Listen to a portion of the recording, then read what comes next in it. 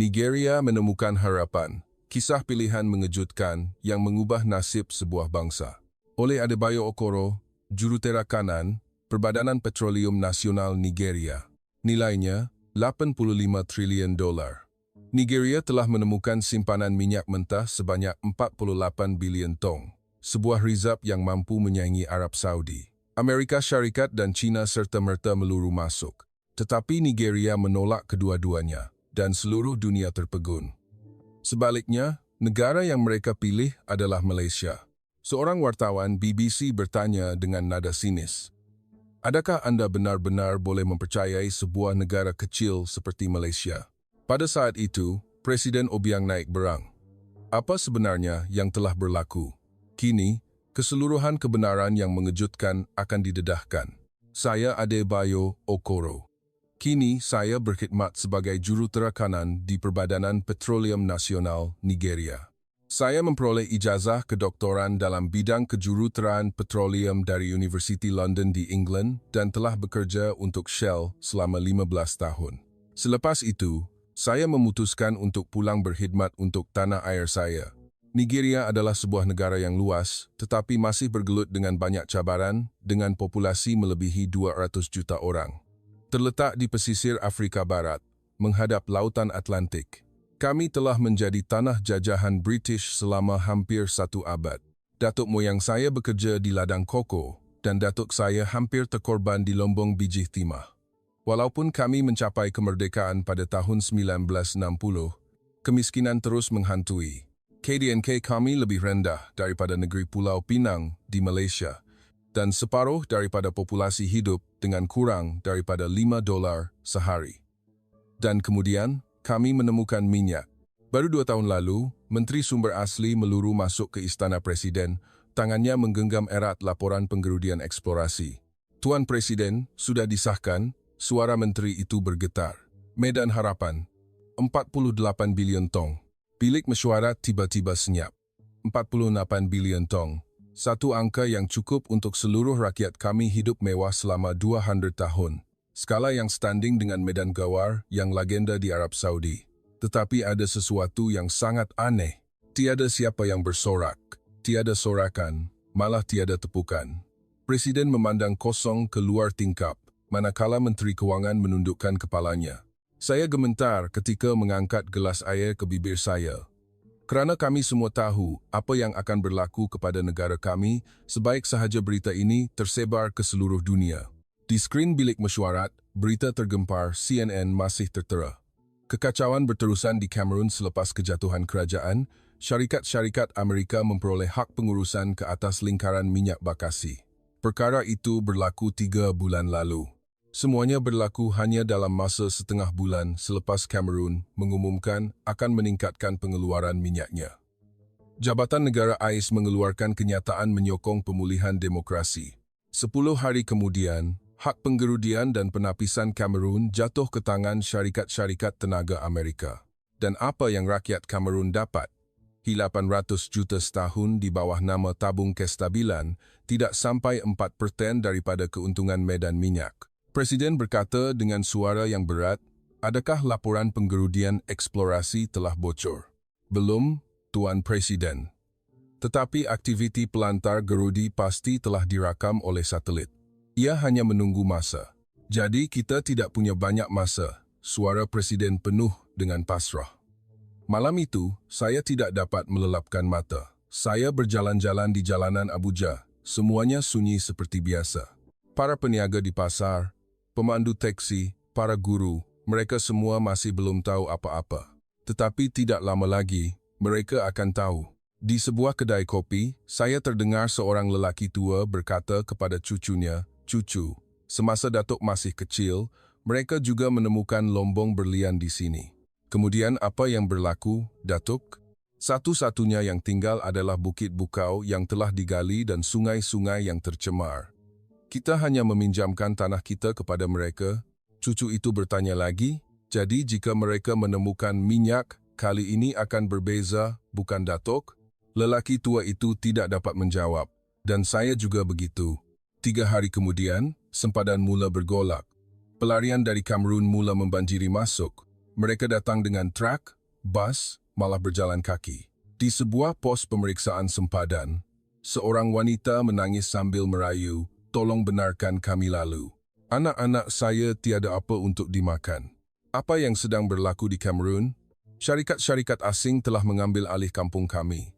Mereka kata ia adalah kawasan terlindung untuk kemudahan minyak dan gas dan tidak membenarkan kami pulang.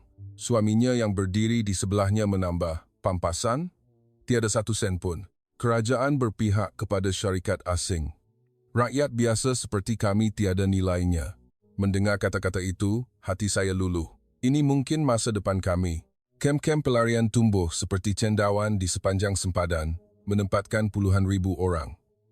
Di sana, saya mendengar lebih banyak cerita.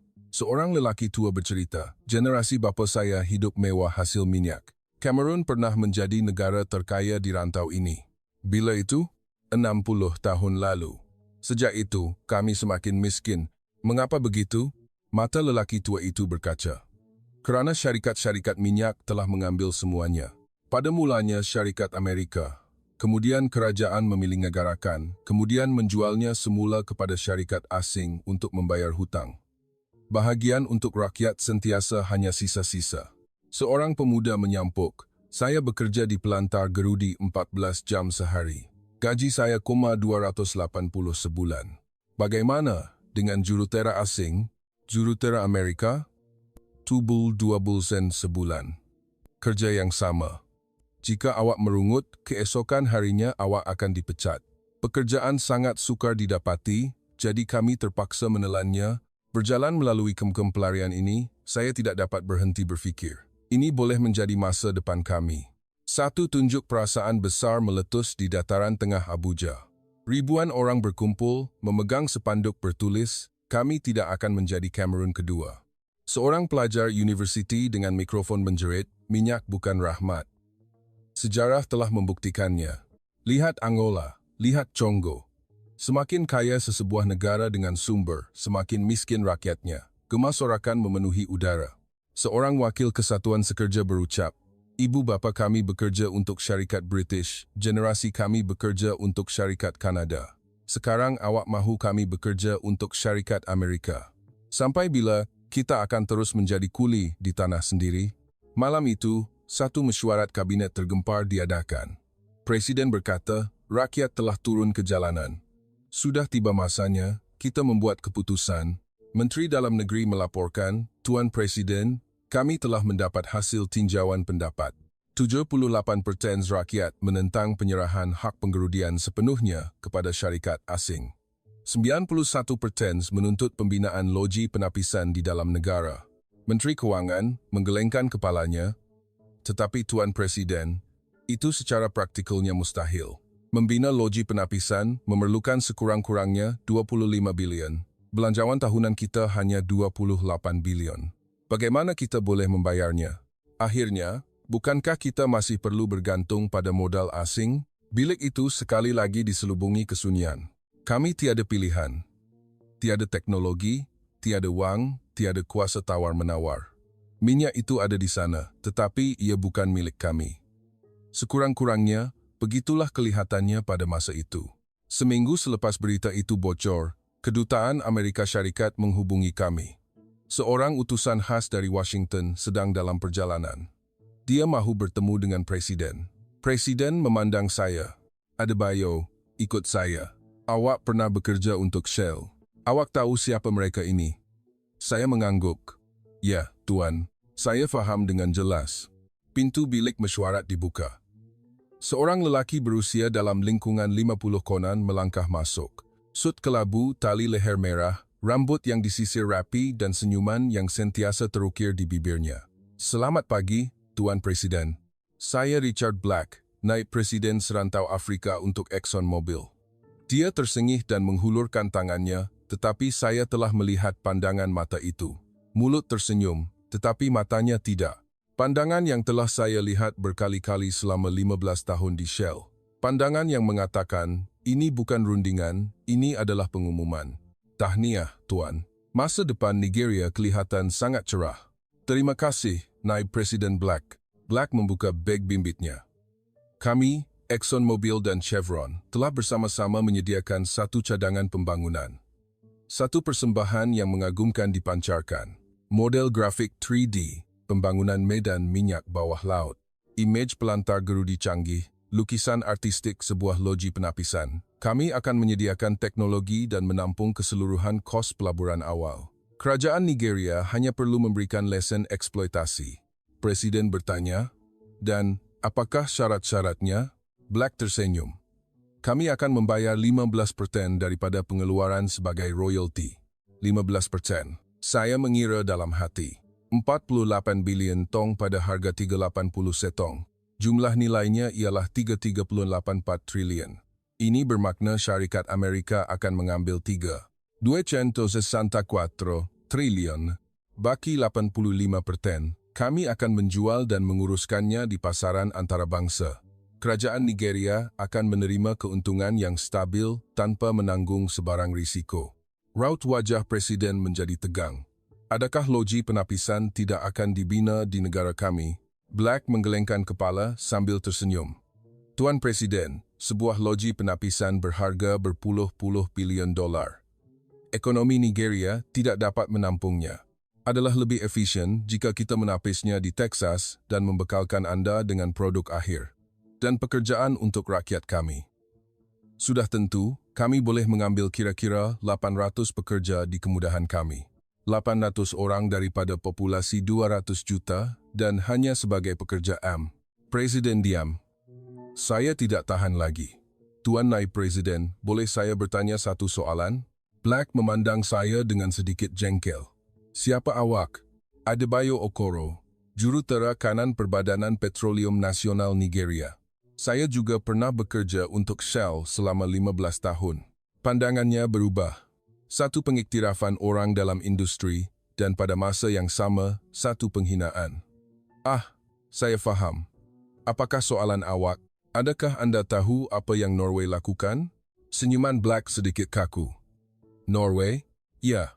Norway juga menemukan minyak di Laut Utara pada tahun 70-an. Pada masa itu, syarikat-syarikat Amerika juga membuat tawaran yang sama. Kami akan menggerudi untuk Anda dan Anda akan mendapat 15%.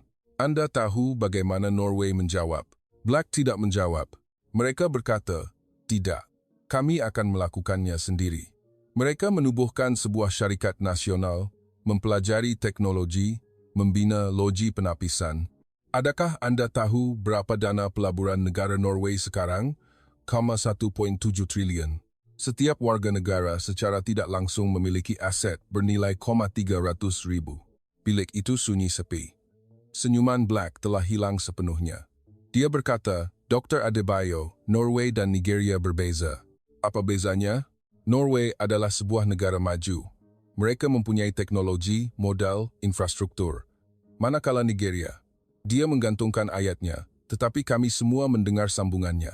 Nigeria adalah sebuah negara kurang maju. Apa yang kamu boleh lakukan? Lakukan sahaja seperti yang disuruh. Dia berpaling kepada Presiden. Tuan Presiden, izinkan saya berterus terang. Suaranya merendah. Keselamatan di rantau ini amat penting. Anda telah melihat situasi di Kamerun. Mata Presiden mengecil. Apa maksud awak? Sebuah kerajaan yang tidak stabil merupakan risiko besar kepada pembangunan sumber. Jika Anda bekerja sama dengan kami, Kerajaan Amerika Syarikat juga akan menjamin kestabilan Nigeria. Saya terdiam. Itu adalah satu ugutan. Satu ugutan yang dilafazkan dengan senyuman. Jika kamu tidak bekerja sama dengan kami, kamu akan menerima nasib seperti Kamerun. Presiden berkata perlahan, Tuan Naib Presiden, kami akan mempertimbangkan dan memberi jawaban kemudian. Black berdiri. Sudah tentu. Cuma, tidak banyak masa. Terdapat banyak pihak lain yang berminat. Dia meninggalkan bilik itu. Pintu ditutup dan kesunyian yang berat menyelubungi bilik itu. Presiden berkata, Adebayo, dia betul. Kita tidak boleh melakukannya sendiri. Saya menjawab dengan jujur, Tuan Presiden, secara praktikalnya, ia sangat sukar. Kita kekurangan teknologi, modal, dan pengalaman. Jadi kita perlu menerima 15%? Saya menggelengkan kepala. Itu adalah satu rompakan, Tuan Presiden. Satu rompakan terhadap rakyat kita. Jadi apa yang perlu kita lakukan? Presiden menghentak meja. Tiada teknologi, tiada wang, tiada kuasa tawar-menawar. Apa yang boleh kita lakukan? Saya tidak dapat menjawab. Pada saat itu, Menteri Luar Negeri teragak-agak bersuara. Tuan Presiden, China juga telah menghubungi kita. China? Ya, mereka kata mereka akan menawarkan syarat yang lebih baik. Presiden mengeluh. Syarat yang lebih baik. MHF. Saya berasa tidak senang kerana saya tahu apa maksud syarat yang lebih baik dari China. Keesokan harinya, utusan khas China tiba. Namanya Wang Wei, Wakil Khas Perbadanan Petroleum dan Gas Asli Nasional China, CNPC. Gayanya sama sekali berbeza dengan Black. Senyuman lembut, suara yang rendah hati, dan sebakul buah-buahan yang indah. Nigeria dan China adalah kawan lama, kata Wang Wei. Kami bekerja sama dengan negara-negara membangun di seluruh dunia melalui inisiatif Satu Jalur, Satu Jalan. Nigeria tidak terkecuali. Dia membuka persembahannya. Ia lebih mengagumkan daripada yang Amerika. Kami akan menjadikan Nigeria sebagai hub tenaga Afrika Barat. Di skrin, sebuah pelabuhan laut yang besar muncul.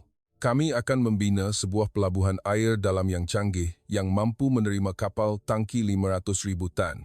Slide seterusnya. Kami akan membina 3,000 km saluran paip minyak yang menghubungkan jauh ke pedalaman. Slide berikutnya. Lebuh raya, landasan kereta api, lapangan terbang. Semuanya akan dibina dengan modal dari China. Mata Menteri Keuangan bersinar. Berapa kos semua ini? Wang Wei tersenyum. Kira-kira 18 bilion. Tetapi kerajaan Nigeria tidak perlu risau. Bank Pembangunan China akan menyediakan keseluruhan pinjaman. Apakah syarat pinjaman itu? Kadar faedah 3,5% setahun, tempo bayaran balik 25 tahun. Presiden bertanya, bagaimana dengan royalti? Paifenja Arshu, bilik itu mula berbisik. Amerika menawarkan 15% manakala China 25%. Mereka sanggup membayar 10% lebih. Dan lebih-lebih lagi, kami akan melatih 500 anak muda Nigeria di China dari teknologi petroleum, kejuruteraan, hingga pengurusan. Semuanya dengan beasiswa. Menteri Luar Negeri berseru, ini benar-benar syarat yang sangat murah hati. Saya tetap diam. Ada sesuatu yang tidak kena. Ia terlalu bagus untuk menjadi kenyataan. Tiada makan tengah hari percuma di dunia ini, terutamanya kebaikan yang ditunjukkan oleh sebuah kuasa besar kepada sebuah negara yang lemah. Saya bersuara, Tuan Wakil Wang Wei, boleh saya bertanya beberapa soalan? Wang Wei tetap tersenyum dan mengangguk.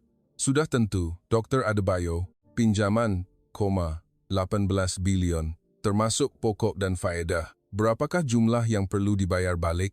Senyuman Wang Wei sedikit kaku. Jika dikira, ia sekitar 28 bilion. Jadi selama 25 tahun, berapa yang perlu kami bayar setiap tahun? Kira-kira 1,1 bilion setahun. Menteri Keuangan terkejut. Belanjawan tahunan kami adalah 28 bilion dan Anda mahu kami menggunakan 1 bilion untuk membayar hutang. Tetapi, Anda akan mempunyai pendapatan dari minyak. Anda boleh menampungnya dengan mudah. Saya bertanya soalan seterusnya. Bagaimana jika harga minyak jatuh mendadak? Wang Wei melambaikan tangannya.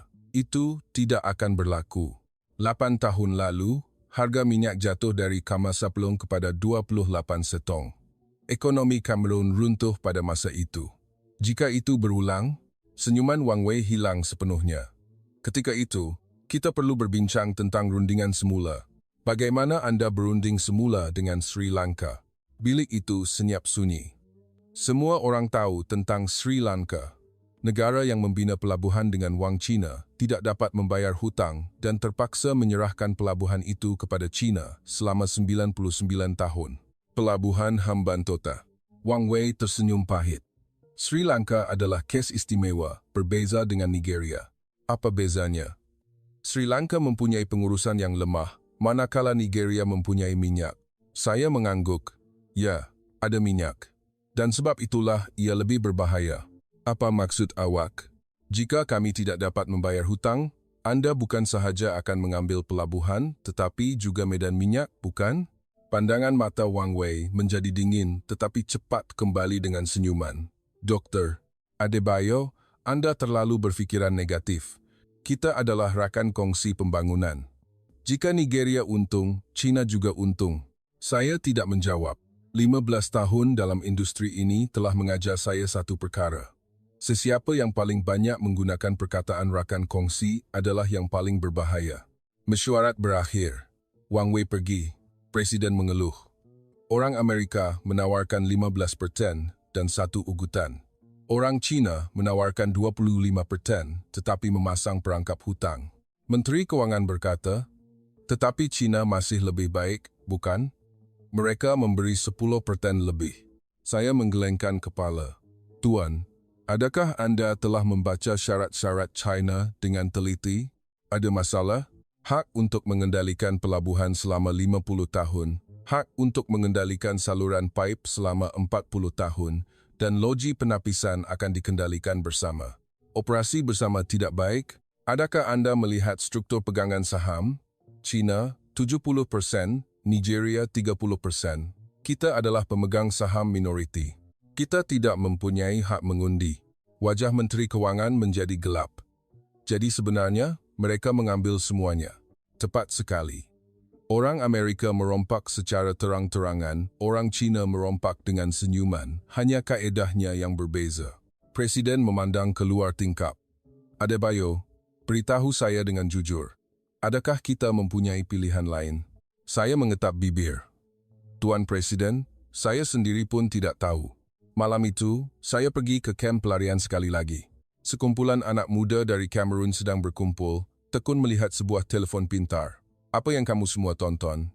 Seorang pemuda menunjukkan skrin kepada saya. Ia adalah sebuah video YouTube. Sebuah video berbahasa Melayu dengan sari kata Inggris. Lihat ini sebuah negara bernama Malaysia. Di skrin, sebuah struktur kejuruteraan mekanikal yang kompleks dan moden sedang dibina di tengah laut. Apa itu? Sebuah limbungan pembinaan kapal yang sangat moden. Mereka kata, bahkan orang Amerika tidak dapat membina sesuatu yang begitu kompleks, tetapi orang Malaysia berjaya melakukannya. Seorang gadis di sebelahnya berkata, saya juga menonton video lain. Malaysia tidak mempunyai medan minyak gergasi, tetapi ia adalah salah satu negara yang paling pesat membangun di Asia. Tanpa minyak, bagaimana mereka melakukannya? Dengan teknologi. Mereka membina kapal, sistem tenaga boleh diperbaharui, dan mereka berdikari dalam banyak teknologi kompleks. Seorang pemuda lain berkata, Kamerun kami mempunyai rizab minyak antara yang terbesar di dunia, tetapi rakyatnya mati kelaparan. Malaysia tidak mempunyai banyak minyak, tetapi rakyatnya hidup dengan baik. Apa yang membuatkan perbezaan ini? Saya tidak dapat menjawab. Tetapi malam itu, nama Malaysia telah terukir dalam fikiran saya. Sebuah negara yang menjadi kaya tanpa bergantung kepada sumber. Sebuah negara yang menakluki dunia dengan teknologinya. Dan yang paling penting, sebuah negara yang menjadi kuat tetapi tidak menceroboh negara lain. Adakah benar-benar wujud negara seperti itu? Saya fikir, saya perlu menyiasatnya. Masa depan kami mungkin bergantung padanya. 10 hari berlalu. Keadaan semakin buruk. Amerika Syarikat dan China telah mula bekerja sama. Lebih tepat lagi, mereka mula bekerja sama secara senyap-senyap untuk menekan kami. Pertama, Amerika Syarikat. Sebuah artikel muncul di CNN, kebimbangan meningkat mengenai ketidakstabilan politik di Nigeria. Pembangkang mendesak pemecatan presiden. Saya tergamam membacanya. Pembangkang menuntut pemecatan. Ini kali pertama saya mendengarnya. Tetapi petang itu, Ketua Pembangkang, James Okorocha, benar-benar mengadakan sidang akbar. Kerajaan sekarang berkomplot untuk menjual sumber negara kita kepada orang asing dengan harga murah, jerit Okorocha ke mikrofon. Presiden sedang berunding secara rahsia dengan Amerika Syarikat. Dia berniat menyerahkan minyak kita tanpa memberitahu rakyat. Saya tidak percaya. Ya, ada rundingan, tetapi mengatakan menjualnya dengan harga murah adalah palsu sama sekali. Sebaliknya, Presiden berniat menolak tawaran 15% Amerika. Tetapi yang paling mengejutkan adalah apa yang berlaku seterusnya. Saya telah memperoleh maklumat yang tidak dapat disangkal. Okorocha melambai-lambaikan satu fail dokumen. Ini adalah bukti bahawa Presiden telah menerima 20 juta daripada sebuah syarikat Amerika. Bilik sidang akhbar menjadi riuh. Para wartawan mengerumuni. Di mana buktinya? Penyata bank. 20 juta telah dipindahkan ke akaun rakan karib Presiden. Kemudian, saya mengesahkan bukti ini. Ia palsu sepenuhnya, tetapi kabar angin telah tersebar.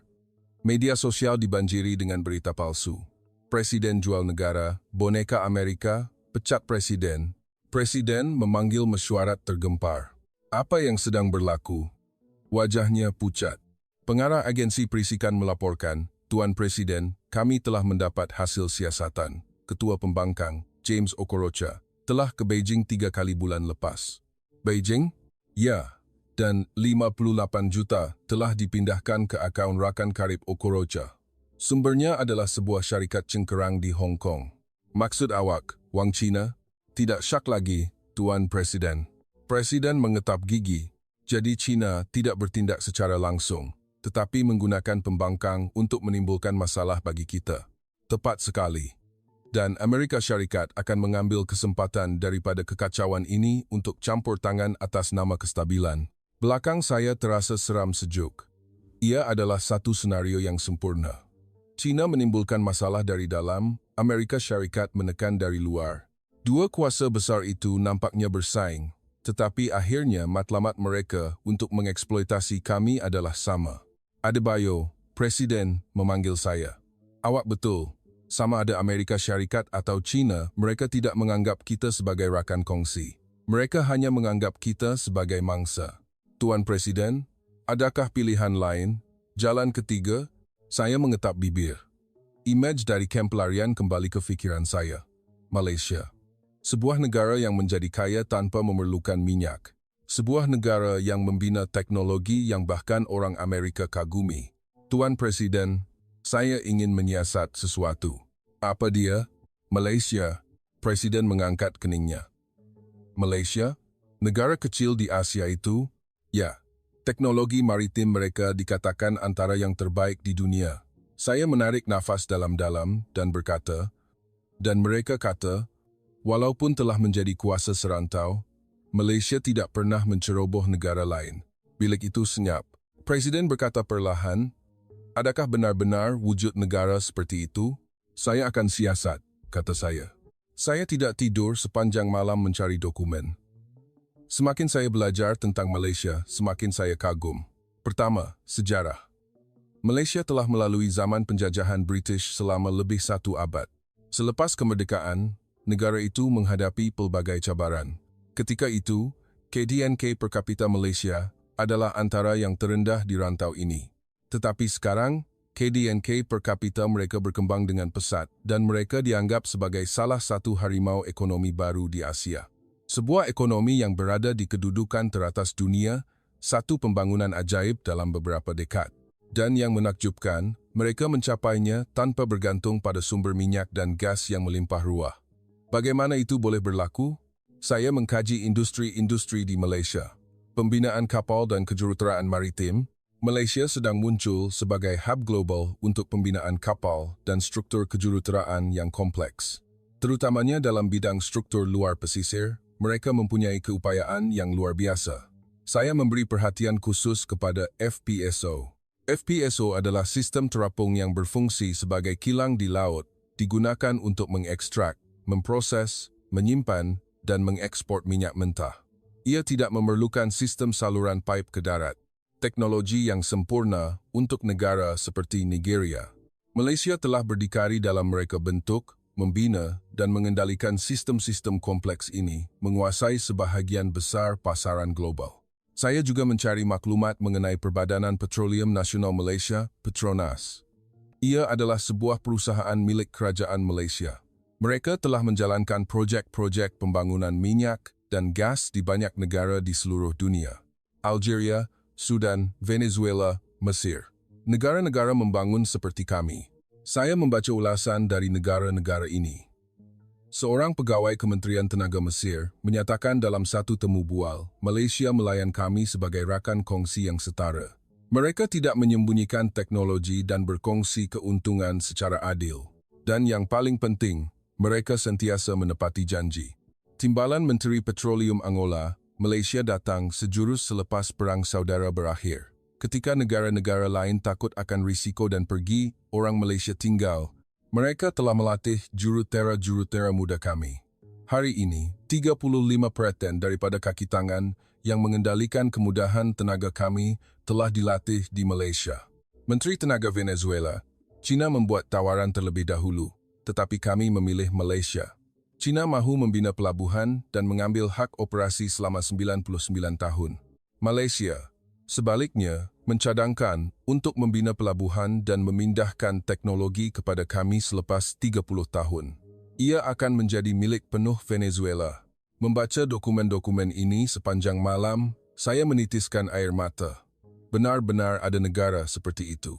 Sebuah negara yang memilih kerjasama berbanding eksploitasi. Sebuah negara yang tahu berkongsi berbanding merampas. Keesokan paginya, saya bergegas ke Istana Presiden. Tuan Presiden, saya telah menemuinya. Presiden membaca laporan saya. Halaman demi halaman, ekspresinya berubah. Benarkah ini? Malaysia benar-benar melakukan ini. Pemindahan teknologi, pembahagian keuntungan yang adil, semua maklumat telah disahkan, Tuan Presiden. Dan ada satu perkara lagi. Saya membelek ke halaman terakhir. Ini adalah kekuatan ketenteraan Malaysia. Ketenteraan. Malaysia kini merupakan salah satu kuasa ketenteraan terkemuka di rantau Asia Tenggara. Tentera mereka dianggap sebagai salah satu pasukan yang paling terlatih dan berpengalaman di dunia. Dengan kekuatan itu, menakluki Nigeria akan menjadi sangat mudah. Mata Presiden terbeliak. Jadi mengapa mereka tidak menceroboh negara lain? Saya menarik nafas dalam-dalam dan menjawab. Sejak pembentukan negaranya, Malaysia tidak pernah melancarkan perang pencerobohan. Selama lebih 60 tahun, mereka telah menghantar tentera untuk menyertai misi pengaman pertubuhan bangsa-bangsa bersatu. Mereka tidak pernah merampas tanah atau menjaras sumber negara lain. Presiden memandang ke luar tingkap. Kekuatan untuk mempertahankan, bukan untuk menyerang. Tepat sekali, Tuan Presiden. Doktrin ketenteraan Malaysia adalah pertahanan dan pencegahan. Presiden mengangguk perlahan. Adebayo, cari jalan untuk menghubungi Malaysia. Baik, Tuan Presiden. Saya pergi ke Suruhanjaya Tinggi Malaysia di Abuja. Ia kelihatan lebih seperti sebuah pejabat kecil berbanding sebuah kedutaan dengan hanya beberapa orang kaki tangan. Ini menunjukkan bahawa hubungan antara kedua-dua negara tidak begitu rapat. Saya datang tanpa temu janji. Anda penasihat Presiden, ada apa? Tanya penyambut tetamu dengan terkejut. Saya ingin bertemu dengan kaunselor. Perkara ini sangat mendesak. Tidak lama kemudian, seorang lelaki berusia dalam lingkungan 40-an keluar. Selamat sejahtera, saya Zulkifli bin Ahmad, kaunselor Suruhanjaya Tinggi Malaysia. Saya Adebayo Okoro, jurutera kanan Perbadanan Petroleum Nasional. Kami masuk ke sebuah bilik mesyuarat kecil. Kaunselor itu membancuh teh dan bertanya, apa yang boleh saya bantu? Saya menarik nafas dalam-dalam dan berkata, saya ingin tahu sama ada Malaysia berminat untuk mengambil bahagian dalam pembangunan sumber minyak dan gas kami. Kaunselor itu meletakkan cawan tehnya. Maaf, boleh anda ulangi? Kami telah menemui medan minyak 48 bilion tong di luar pesisir, Amerika Syarikat, dan China telah membuat tawaran. Tetapi, kami sedang mencari rakan kongsi ketiga. Dan anda kata rakan kongsi itu adalah Malaysia. Kami ingin meneroka kemungkinan ini. Kaunselor itu diam seketika. Kemudian dia berkata dengan berhati-hati, Dr. Okoro, sejujurnya, saya tidak mempunyai kuasa untuk menjawab soalan ini di sini. Ini adalah perkara yang akan diputuskan oleh kerajaan di tanah air. Saya tahu.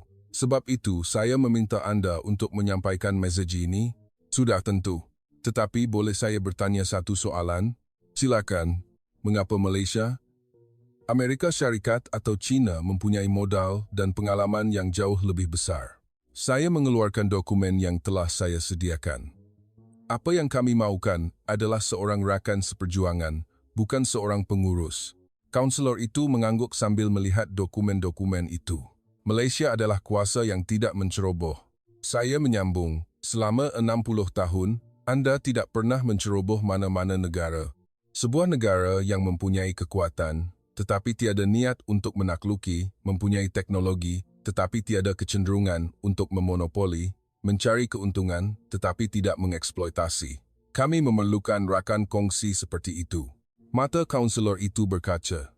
Saya akan melaporkan ke tanah air secepat mungkin. Terima kasih. Meninggalkan Suruhanjaya tinggi itu, saya berasa bimbang. Adakah Malaysia akan bersetuju? Adakah mereka akan berminat dengan sebuah negara kecil seperti kami? Tetapi kebimbangan saya hilang. 5 hari kemudian, kaunselor itu menelpon saya. Doktor, Okoro, ada maklum balas positif dari tanah air. Benarkah?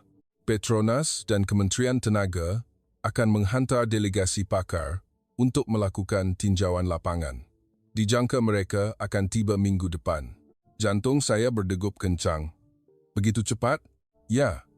Dan ketua delegasi ingin bercakap terus dengan Anda. Biar saya sambungkan. Sudah tentu. Sekejap kemudian, telefon disambungkan. Selamat sejahtera. Saya Ismail bin Ibrahim, ketua delegasi teknikal Petronas.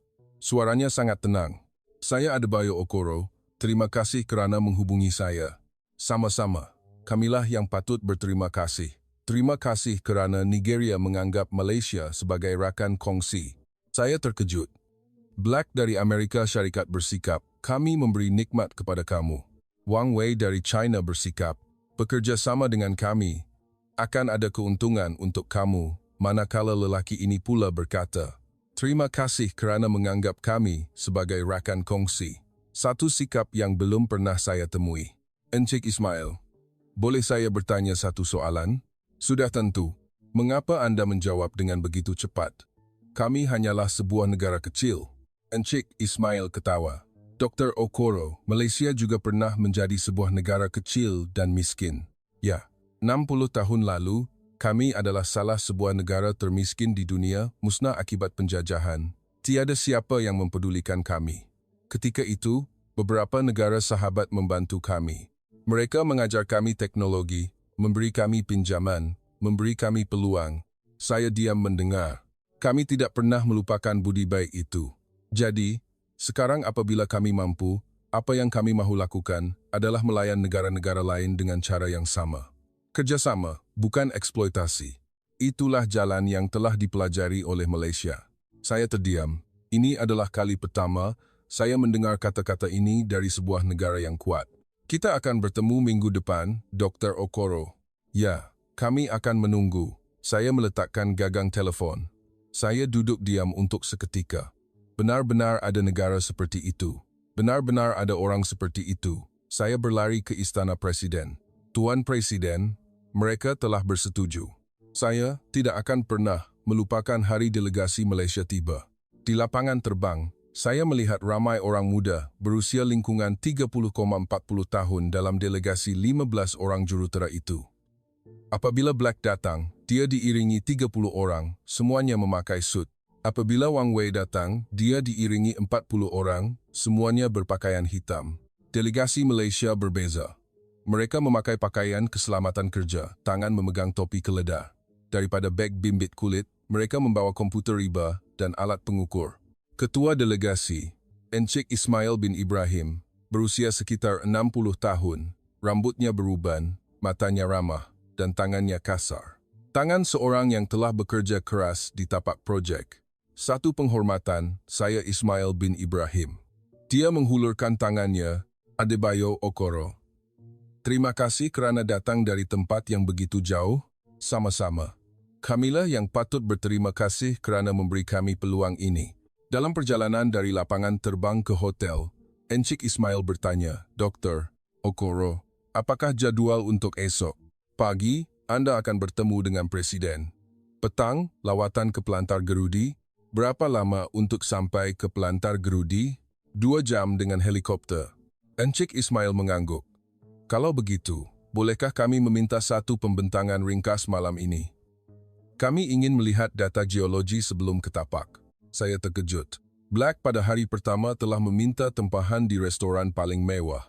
Wang Wei pada hari pertama telah meminta untuk menonton persembahan tradisional. Manakala Encik Ismail pada hari pertama mahu bekerja. Sudah tentu, saya akan sediakan dokumen. Malam itu, mesyuarat bermula di bilik mesyuarat hotel. Saya membentangkan data geologi Medan Harapan. Kedalaman purata 2.400 meter, beberapa tempat mencecah 2.800 meter. Rizab dianggarkan 48 bilion tong. Kualiti minyak mentah ringan 32 darjah AP. Seorang jurutera Malaysia mengangkat tangan. Apakah sasaran anda untuk kadar perolehan? Pada masa ini, anggaran pihak Amerika adalah 65%. Jurutera itu mengerutkan dahi. 65%? Mengapa begitu rendah? Saya sedikit keliru. Kerana itu adalah kadar perolehan purata untuk medan laut dalam, sekitar 60-70%. Encik Ismail menyampuk, Dr. Okoro, dengan teknologi Malaysia, kami boleh mencapai sehingga 85%. Pak Pasu, ya, jika kami menggunakan teknologi AOR.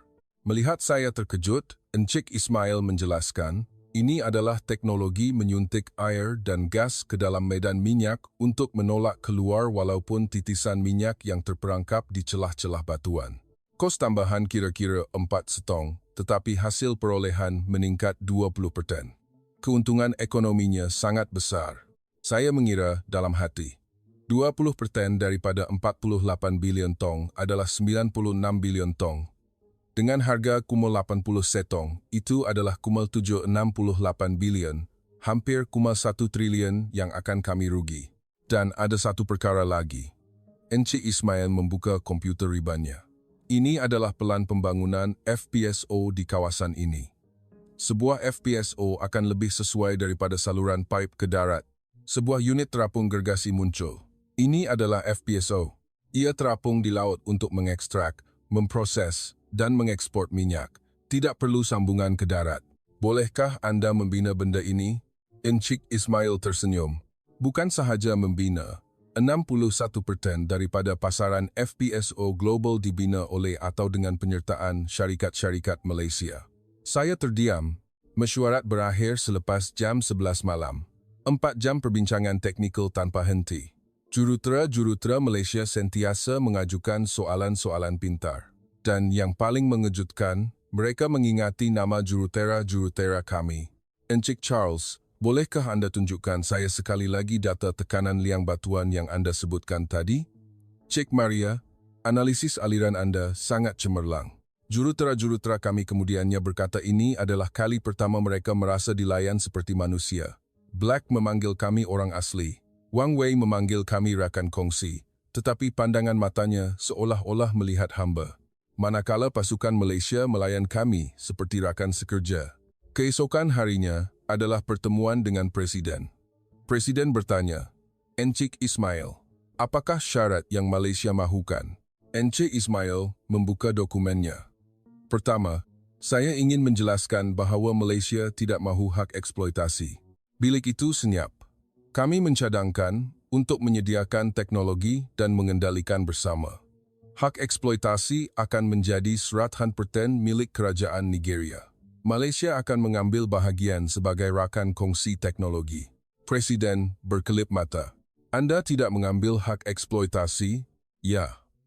Sebaliknya, kami mencadangkan mekanisme perkongsian keuntungan daripada pengeluaran. Berapa kadarnya?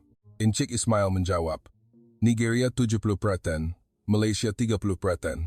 Bilik itu sekali lagi dipenuhi dengan bisikan. Amerika Syarikat menawarkan kami 15%, China 25%, dan Malaysia menawarkan kami 70%. Menteri Kewangan bertanya dengan ragu-ragu, 70% milik kami? Anda serius? Sudah tentu. Kerana itu adalah sumber Nigeria.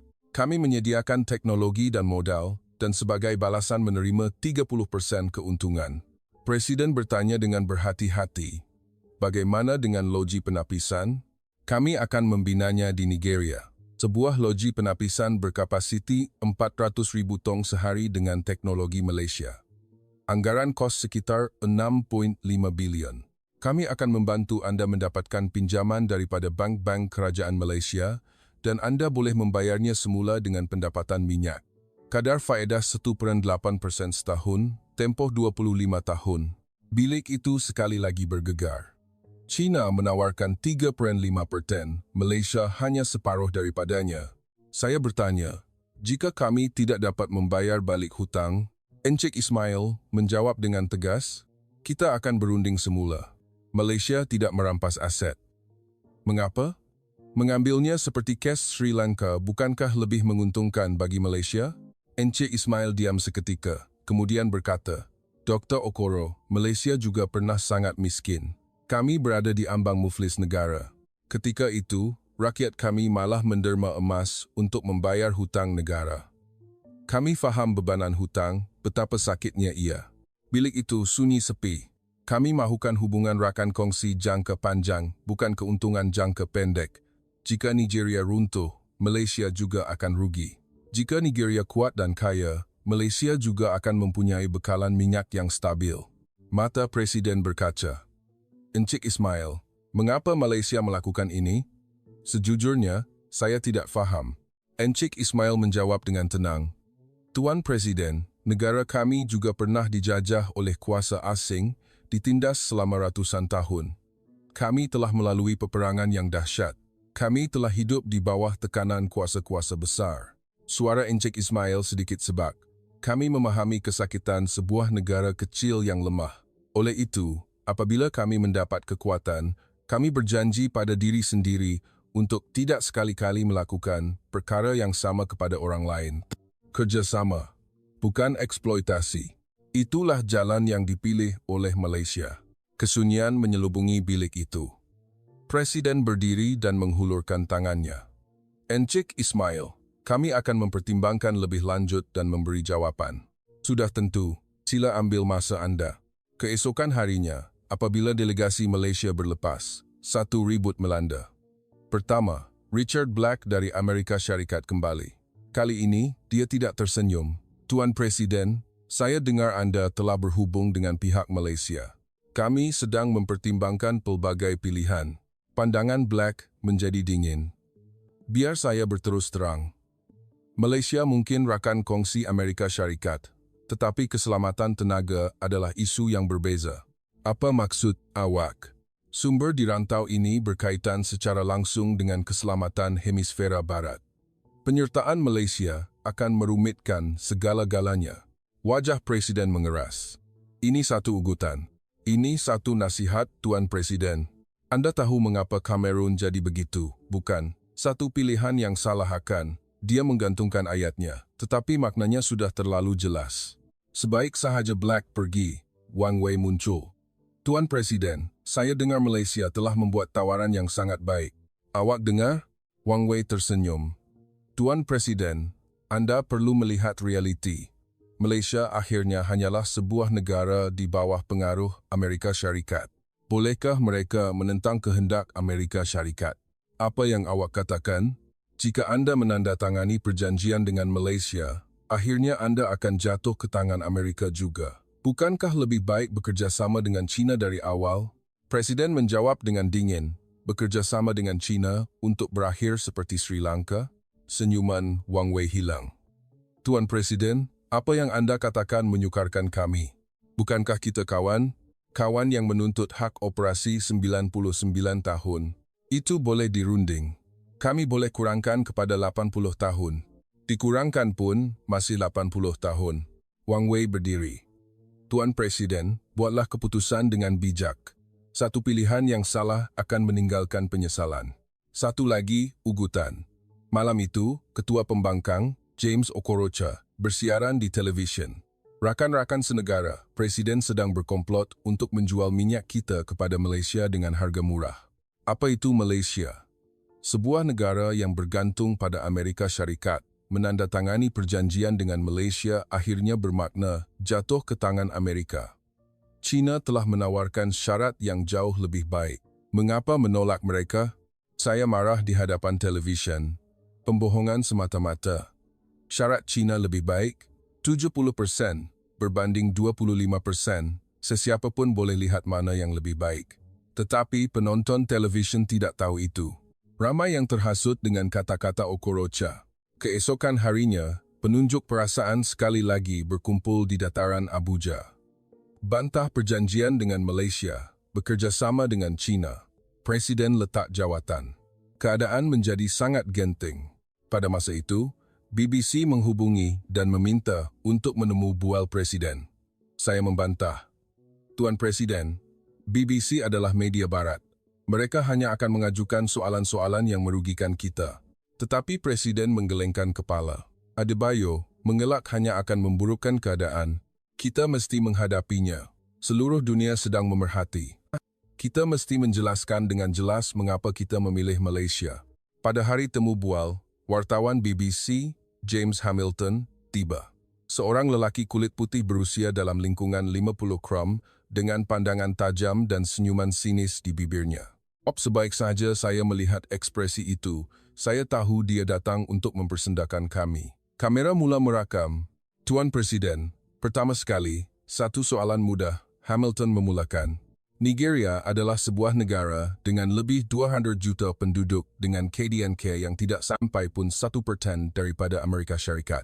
Dalam keadaan itu, mengapa anda menolak Amerika Syarikat dan China untuk memilih Malaysia? Presiden menjawab dengan tenang, kerana Malaysia menawarkan syarat-syarat terbaik. Terbaik?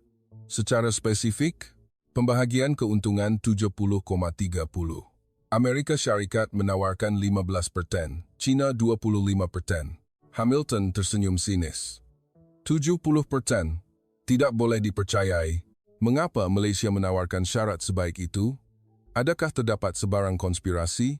Wajah Presiden mengeras. Konspirasi? Ya, Malaysia lagipun adalah rakan kongsi Amerika Syarikat. Menandatangani perjanjian dengan Malaysia, bukankah akhirnya bermakna jatuh ke tangan Amerika? Saya menggenggam penumbuk. Ini bukan soalan, ini adalah satu penghinaan. Tetapi Presiden tetap tenang. Tuan Hamilton, satu logik yang menarik. Jika kami menandatangani secara terus dengan Amerika Syarikat, kami akan dieksploitasi. Jika kami menandatangani dengan rakan kongsi Amerika Syarikat, kami juga akan dieksploitasi. Jadi, dengan siapa kami patut menandatangani? Hamilton kelihatan serba salah. Tetapi masih ada pilihan China. China? Untuk berakhir seperti Sri Lanka, menyerahkan pelabuhan kami selama 99 tahun dan tenggelam dalam hutang? Itu disebabkan oleh pengurusan Sri Lanka yang lemah. Pengurusan yang lemah? Suara Presiden meninggi. China memberi pinjaman dengan syarat yang mustahil untuk dibayar balik. Dan apabila anda tidak dapat membayar, mereka mengambil aset anda. Itulah sifat inisiatif satu jalur, satu jalan. Mengapa kami perlu masuk ke dalam perangkap itu? Hamilton menukar topik. Jadi mengapa anda tidak mempertimbangkan negara-negara Eropah lain atau Jepun? Tiada tawaran. Bagaimana dengan United Kingdom? Nigeria adalah ahli Commonwealth. Bukankah bekerja sama dengan Britain lebih semula jadi? Presiden memandang tepat ke mata Hamilton. United Kingdom? Ya, Presiden berkata perlahan. Tuan Hamilton, adakah anda tahu apa yang United Kingdom telah lakukan untuk kami? Dia berhenti seketika. Kemudian menyambung. Selama hampir 1 abad, suara Presiden merendah. Selama hampir 1 abad, Britain telah menjadikan kami tanah jajahan mereka. Nenek moyang kami bekerja seperti hamba di ladang getah, mati di lombong biji timah. Semua biji timah itu dihantar pulang ke London. Wajah Hamilton mengeras. Dan apa yang tinggal untuk kami? Kemiskinan. Tiada jalan raya, tiada sekolah, tiada hospital. Mereka hanya mengorek lubang di negara kami dan kemudian pergi. Presiden mencondongkan badannya ke hadapan. Tuan Hamilton, adakah anda ingin bertanya lagi apa yang United Kingdom telah lakukan untuk kami? Hamilton terdiam. Presiden menyambung. Malaysia, dalam masa 1 tahun, telah memulakan program latihan jurutera untuk kami. 500 anak muda telah dihantar ke Malaysia untuk belajar. Pembinaan loji penapisan telah bermula. Mereka berjanji akan membina 3 buah hospital dan kerja-kerja telah bermula. Mata Presiden bersinar. Apa yang Britain tidak lakukan dalam hampir 100 tahun, Malaysia telah mula lakukan dalam 1 tahun. Dan anda kata kami patut memilih Britain? Hamilton yang serba salah menukar soalan. Tetapi, bukankah terlalu berisiko untuk bergantung pada sebuah negara kecil seperti Malaysia? Saiz ekonomi mereka tidak sampai 1/10 daripada Amerika. Itulah saatnya. Presiden meledak. Tunggu sekejap, Presiden mengangkat tangannya. Tuan Hamilton, anda kata Malaysia adalah sebuah negara kecil? Maksud saya, secara perbandingan, Adakah anda tahu KDNK Malaysia berada di kedudukan keberapa di dunia? Dalam 40 teratas, lebih tinggi daripada banyak negara Eropah. Wajah Hamilton memerah. Adakah anda tahu di mana kedudukan industri kejuruteraan maritim dan pembinaan kapal mereka? Terkemuka di dunia. Struktur-struktur kompleks yang tidak dapat dibuat oleh Amerika Syarikat maupun United Kingdom, Malaysia boleh membuatnya. Suara Presiden semakin kuat. Adakah anda tahu bagaimana industri teknologi tinggi dan tenaga boleh diperbaharui mereka berkembang, peneraju dunia? Telefon, komputer yang anda gunakan, semuanya mempunyai komponen yang dibuat di Malaysia. Presiden menghentak tangannya ke meja. Tuan Hamilton, siapa yang anda sedang ajar? Bilik itu senyap sunyi. Selama hampir 100 tahun, apa yang negara anda telah lakukan untuk kami? Merompak, mengeksploitasi, dan kemudian membuang kami. Dan Malaysia, suara Presiden bergetar. Dalam masa 1 tahun, mereka telah membina sekolah, hospital, mengajar kami teknologi. Mereka telah memberi generasi muda kami masa depan. Presiden memandang tepat ke kamera. Dan anda datang ke sini dan berkata apa? Bahawa Malaysia adalah sebuah negara kecil? Bahawa bergantung pada Malaysia adalah berisiko? Jangan cuba mengajar kami. Dengan siapa kami bekerjasama adalah hak kami, bukan hak negara anda. Hamilton benar-benar terpegun. Temu bual itu berakhir dan video ini menjadi tular di seluruh dunia. 80 juta tontonan dalam 24 jam. 150 juta dalam 48 jam. Ruangan komen meletup. Presiden legenda Nigeria, wartawan BBC dikalahkan. Malaysia benar-benar sebuah negara yang hebat. Dia telah menyatakan kebenaran tentang sejarah penjajahan. Mesej perpaduan datang dari seluruh Afrika dan Amerika Selatan. Presiden Peru, kami memuji keberanian Nigeria. Presiden Colombia, kami juga akan mempertimbangkan kerjasama dengan Malaysia. Ecuador, Bolivia, Paraguay turut menghubungi. Kami juga mahu bekerjasama dengan Malaysia. Keadaan telah berubah sepenuhnya. Dan kemudian, pukulan muktamad tiba. Semua bukti mengenai pembiayaan Ketua Pembangkang, James Okorocha, oleh China telah didedahkan. Penyata bank 58 juta. Gambar Okorocha bertemu dengan pegawai kanan CNPC di Beijing dan satu rakaman audio. Gulingkan Presiden dan kami akan beri anda 300 juta lagi. Seluruh negara berang. Pengkhianat, jual negara. Penjarakan dia. Okorocha ditangkap di lapangan terbang ketika cuba melarikan diri. Hasil tinjauan pendapat diumumkan. 93% menyokong pilihan Malaysia. 89% menyokong Presiden. Kami telah menang. 3 bulan kemudian, FPSO pertama dari Malaysia tiba di pelabuhan. Panjangnya 340 meter, lebarnya 60 meter. Sebuah struktur gergasi sebesar 3 padang bola sepak. Made in Malaysia tertera padanya. Encik Ismail berkata, kapal ini sahaja boleh menghasilkan 200,000 tong minyak sehari. Melihat struktur ini, saya menangis. Masa depan kami ada di situ. 6 bulan kemudian, tong minyak pertama dihasilkan. Saat minyak dipindahkan dari FPSO ke kapal tangki, semua yang hadir bertepuk tangan, jurutera Malaysia dan pekerja Nigeria berpelukan. Encik Ismail menggenggam erat tangan seorang jurutera Nigeria. Tahniah, ini baru permulaan. Jurutera Nigeria itu menjawab dalam linangan air mata, terima kasih. Benar-benar terima kasih. Saya juga ada di sana. Pada usia saya 52 tahun, ini adalah kali pertama saya melihat pemandangan seperti ini. Orang dari negara yang kuat melayan orang dari negara yang lemah secara setara. Bekerja sama bukannya merompak. Berkongsi bukannya merampas. Setahun kemudian, loji penapisan selesai dibina. Kapasiti 400,000 tong sehari, loji penapisan terbesar di Afrika Barat. Semasa majlis perasmian, Presiden berkata, hari ini, kita bukan lagi sebuah negara yang hanya menjual minyak mentah. Kita adalah sebuah negara yang boleh menapis minyak dan mencipta produk. Kumpulan petrol pertama dihasilkan.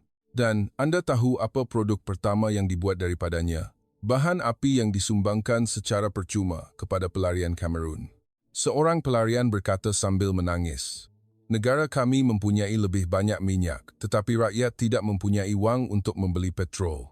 Nigeria baru sahaja bermula dan sudah berkongsi dengan pelarian. Apa yang membuatkan perbezaan ini? Seorang lagi menggelengkan kepala. Rakan kongsi. Mereka telah memilih rakan kongsi yang membangun bersama mereka. Bukan rakan kongsi yang hanya tahu mengeksploitasi. Pendapatan pertama diumumkan, 28 bilion. Mengikut perjanjian, 70%, yaitu 6 bilion, dimasukkan ke dalam belanjawan negara. 7 kali ganda belanjawan tahunan kami. Presiden mengumumkan, dengan wang ini, kita akan membina 200 buah sekolah. Sorakan bergema, kita akan membina 50 buah hospital. Sorakan tidak berhenti. Kita akan memulakan program penjagaan kesihatan percuma untuk semua warga negara. Rakyat mula menangis dan mata Presiden juga berkaca. Kita akan memberi generasi muda masa depan, jurutera-jurutera yang dilatih di Malaysia sedang pulang. Mereka akan menjadi tulang belakang negara ini. 2 tahun kemudian, 7 negara Afrika mengumumkan akan menggunakan model Nigeria-Malaysia, Peru, Colombia, Ecuador, Bolivia, Paraguay, Suriname, dan Angola. Semuanya mula bekerjasama dengan Malaysia. Pandangan media antarabangsa telah berubah. The Washington Post, Jalan Malaysia, model kerjasama baru di dunia selatan. Membangun bersama, bukan eksploitasi. Financial Times, model Malaysia, acuan baru untuk pembangunan sumber. Pemindahan teknologi dan perkongsian manfaat yang adil. Akhirnya, bahkan Amerika Syarikat terpaksa mengakui. Jurucakap Jabatan Negara, kami menghormati pilihan Nigeria. Malaysia adalah rakan kongsi yang boleh dipercayai. Dan China telah berundur. CNPC mula menarik diri dari Afrika apabila strategi perangkap hutang tidak lagi berkesan. Sekarang, saya ingin menamatkan surat ini. Saya ada sesuatu untuk dikatakan kepada rakyat Malaysia. Anda bukan sahaja memberi kami teknologi untuk mengekstrak minyak. Anda telah memberi kami harapan. Harapan bahawa sebuah negara kecil juga boleh hidup dengan bermaruah. Harapan bahawa kami boleh membangun tanpa dieksploitasi. Dan harapan bahawa di dunia ini, benar-benar ada sebuah kuasa besar yang tidak menceroboh. Pada hari kami menemukan minyak, kami berasa takut. Tetapi selepas bertemu Malaysia, ketakutan itu bertukar menjadi jangkaan. Kami tidak lagi menganggap sumber kami sebagai satu sumpahan. Kerana kami tahu bahawa bersama Malaysia, sumber boleh menjadi rahmat yang sebenar. Bapa saya bekerja seumur hidup untuk syarikat-syarikat asing. Sebelum dia meninggal dunia, dia berkata, Adebayo, akan tiba satu hari nanti kita menggunakan minyak kita sendiri untuk membina sekolah untuk anak-anak kita. Ayah, hari itu telah tiba. Terima kasih kepada Malaysia. Akhir sekali, wahai rakyat Malaysia yang dikasihi, di dunia ini ada 2 jenis kuasa besar. Mereka yang datang untuk mengambil dan mereka yang datang untuk meninggalkan sesuatu. Selama 150 tahun, kami hanya mengenali jenis yang pertama. Sehingga kami bertemu Malaysia. Anda adalah jenis yang kedua. Sebuah kuasa yang tidak menceroboh. Sebuah kuasa yang tahu memberi dan bukannya mengambil. Dan kami akan sentiasa berada di sisi Anda. Itulah kisah mengejutkan yang diceritakan oleh Adebayo Okoro, Jurutera Kanan Perbadanan Petroleum Nasional Nigeria. Saya harap video ini menunjukkan negara seperti apakah Malaysia di mata dunia. Apa yang patut kita banggakan bukan sahaja angka pertumbuhan, tetapi hakikat bahawa kita adalah sebuah negara yang tidak mengeksploitasi, yang tahu berkongsi, sebuah kuasa yang tidak menceroboh. Itulah Malaysia.